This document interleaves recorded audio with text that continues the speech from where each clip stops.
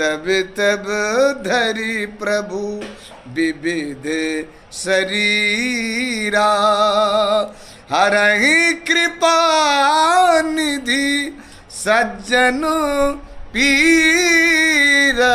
पुरुषोत्तम मास में अगर हम ये कृत्य पूजा पाठ दान धर्म और सुकृत करते हैं तो वो 1000 गुना फल प्रदान करने वाला। इसको जैसे तीर्थ में किया हुआ पुण्य 1000 गुना बढ़ता है, तो तीर्थ में किया हुआ पाप भी तो 1000 गुना बन सकता। जय श्री राधे। साथियों, मैं आपका दोस्त मुकेश संत कृपा टीवी में फिर से एक बार स्वागत करता हूं।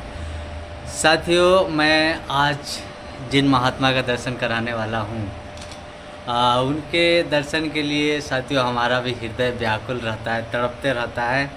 तो आइए मैं आपको भी दर्शन कराता हूं। गुरुजी, ये तो इस अधिक मास में क्या करना चाहिए? भगवत कृपा से श्री मुकेश जी संत टीवी के माध्यम से यत्र तत्र सर्वत्र धामों में विद्युत वर्ण संतों से या तपस्वी और मनस्वी प्रभु के चरणानुरागी महापुरुषों से कुछ ऐसे प्रश्न के जिज्ञासु रहते हैं जो कि भक्तों के लिए बहुत लाभप्रद औषधि का काम करते हैं। मुकेश जी, ये अधिक मास जो है जिसको हम पुरुषोत्तम मास कहते हैं, पुरुषोत्तम पुरुषों में उत्तम भगवान ही हैं। पुरुषोत्तम भगवान मर्यादा पुरुषोत्तम श्री राम को कहा गया है।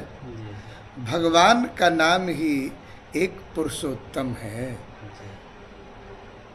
पुरुषानाम श्रेष्ठा यासा पुरुषोत्तम, जो पुरुषों में श्रेष्ठ हैं उनका नाम भगवान श्री हरि, भगवान राम, कृष्ण, विष्णु, नारायण के नाम से पुकारा जाता है और उन्हें ही पुरुषोत्तम कहते हैं। तो ये पुरुषोत्तम मास भगवान के नाम पर ही है।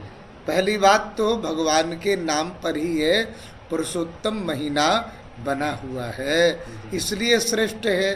भगवान का नाम तो परम मंगल, परम श्रेष्ठ, परम कल्याणकारी, जीवों के दुख और दर्द को हरण करने वाला है। तो हम पुरुषोत्तम मास का केवल नाम ही लेते हैं तो भी हमारे लिए वो कल्याणप्रद है। पहली बात पुरुषोत्तम मास, और ये 3 वर्ष में पुरुषोत्तम मास जिसको अधिक मास कहते हैं ये आता है। और ये श्रीमद् भागवत के आधार पर पद्म पुराण आदि में भी चर्चा आई है इसकी। भागवत, श्रीमद् भागवत में जो प्रहलाद भक्त के पिताश्री हिरण्याकश्यप, हिरण्याक्ष के भ्राता श्री हिरण्याकश्यप ने जब तपस्या की और ब्रह्मा जी प्रसन्न हुए और प्रसन्नता पूर्वक उन्होंने कहा वरम ब्रूहि, वरदान मांगो, उत्तिष्ठ उत्तिष्ठ भद्रम ते तपास्य दोष काशपा। हे कश्यप नंदन हिरण्याकश्यप, तुम्हारी तपस्या सिद्ध हो गई, मैं प्रसन्न हूँ, मुझसे वरदान मांगो। तो हिरण्याकश्यप ने वरदान मांगा था, कहा न जमीन में मरूं, न आकाश में मरूं, न किसी प्राणी से मरूं, न दिन में मरूं, न रात्रि में मरूं, आपके बनाए हुए किसी महीने में नहीं मरूं। ऐसा वरदान ब्रह्मा जी ने कहा, तथास्तु, ऐसा ही। अब ऐसा ही होगा। लेकिन फिर हिरण्याकश्यप ने बहुत आतंक किया, अत्याचार किया, पापाचार किया। ये भूमि भार से भूई भार जब रुदन करने लगी तब फिर भगवान, और जब हिरण्याकश्यप परम भक्त को ही सताने लगा, भक्तों को जी जी देश देन धेन दुज पावही, नगर गांवपुर आग लगावही। स्थिति जब बड़ी जब जब हो धर्म के हानि, बाढ़ी अधम असुर अभिमानी, करही अनीत जाए नहीं उबरनी। हसी नहीं विप्र धेनु सुर धरनी, तब तब धरी प्रभु विविध शरीरा।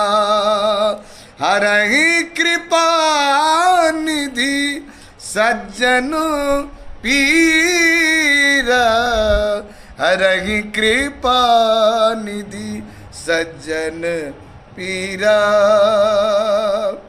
इस धरातल में जब अत्याचार रावण जैसे हिरणाक्ष हिरणाकश्यप आतताइयों का जब अतिक्रमण होता है और भक्तों को और संतों को जब सताया जाता है और गो और द्विज आदि को जब यज्ञ यजन आदि करने से वंचित किया जाता है, तब त्राह त्राह मरता है, मचता है, धरा कुलाती है।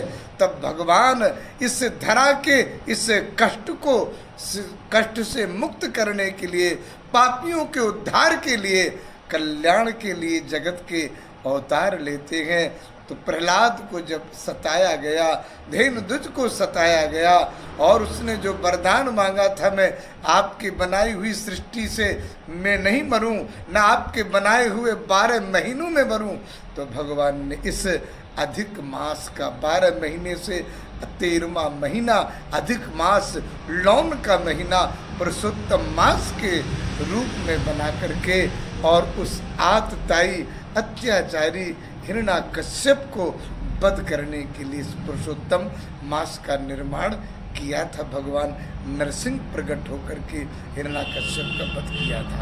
इस महीने में आप ये लौन का महीना पुरुषोत्तम मास अधिक मास, जैसे वर्ष में कार्तिक का महीना आता है वो पुण्यतम है। तुलसी की अर्चा करना, दीप दान करना, जमुना पूजन करना, गंगा तीर्थ में जाकर वास करना अनंत फल प्राप्त होता है।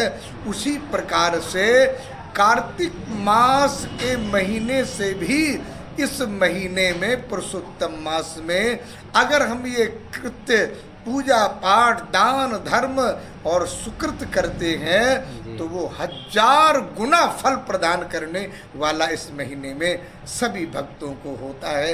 इसलिए इसकी महिमा बड़ी अनंत है। जी जी जी। तो इसमें दान पुण्य ये सब अधिक करना चाहिए, अधिक करना चाहिए। अधिकस्य अधिकम फलम, इसका नाम अधिक मास है।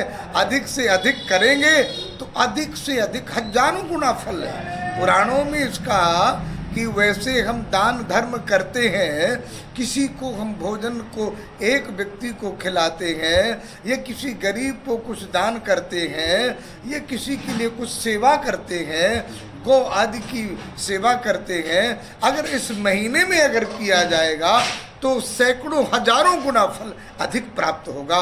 इसलिए इसकी महिमा अधिक है। जी जी जी, जी। तो साथियों, हम आशा करेंगे कि आप इस महीने में अधिक से अधिक गौ सेवा करेंगे, अधिक से अधिक माला जप करेंगे, अधिक से अधिक सुमरन भजन करेंगे। और गुरु जी, क्या करने से बचना चाहिए इस महीने में? हाँ जी, इस महीने में देखिए, कोई भी हमारे द्वारा कोई ऐसा पाप ना हो, पुण्य ही हो, सुकृत हो, हमारे द्वारा सेवाएं हो, हमारे द्वारा चिंतन हो, सुमरन हो, प्रभु का भजन हो, जिससे कि हम अधिक लाभान्वित हो सके।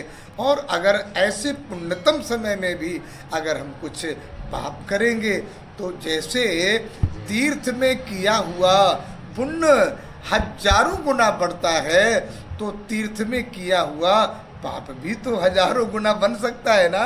है अन्य क्षेत्रे पुराण बात कही है शास्त्रों में अन्न क्षेत्रे कृतं पापम तीर्थ क्षेत्रे विनश्यति। पुण्य क्षेत्रे तीर्थ क्षेत्रे कृतं पापम वज्रलेपो भविष्यति। अन्य क्षेत्र में किया हुआ पाप हम तीर्थ में जाते हैं या गंगा के तट में जाते हैं या भगवान के मंदिर में बैठ करके अगर पुण्य जाकर के करते हैं तो अन्य क्षेत्र का किया हुआ पाप मिट जाता है।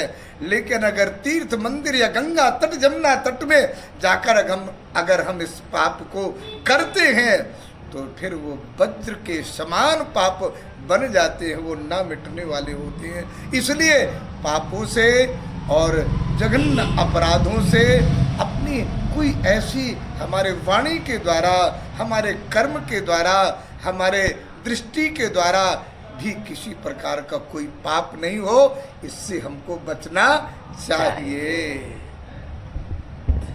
तो साथियों, हम आशा करते हैं कि इस पावन पुरुषोत्तम मास में आप गलती करने से बचेंगे, कोई अपराध न बन जाए, इसका ख्याल रखेंगे।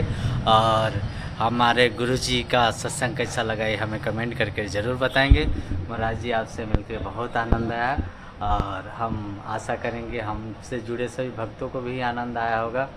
फिर हम मिलेंगे किसी अगले साधु महात्मा के साथ। जब तक के लिए जय श्री राधे, जय श्री राम।